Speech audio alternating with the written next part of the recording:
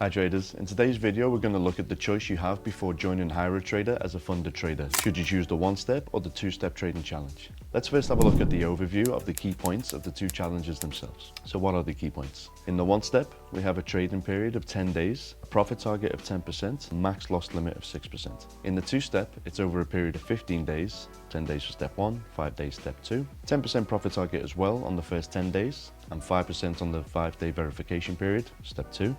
And the daily drawdown is 5% and max loss of 10%. Both offer the full refund of the challenge fee when activating the first profit split. So what's the right choice? Traders may wish to go for the two-step due to the higher loss limit and daily drawdown to improve their chances of completing the challenge without failing and having to repurchase the challenge fee. However, on the flip side, traders may opt for the one-step verification as it can be achieved 5 days quicker, though this does come with a higher risk. The two-step challenge is also cheaper, with challenges starting at $89 rather than $119 for the 5K account, and traders can save up to $200 taking the two-step approach with the 100K account, which costs $599 rather than $799 on the one-step approach. Traders may offer the two-step process due to the lower prices and slightly more forgiving rules of the challenge, regardless of the extra 5 days it takes to ensure that they hit the goals and targets. Or perhaps they take the higher risk option of the one-step challenge, which could possibly be a viable option if the trader believes that the extra 5 days they can have with the funded account once they complete the challenge is worth it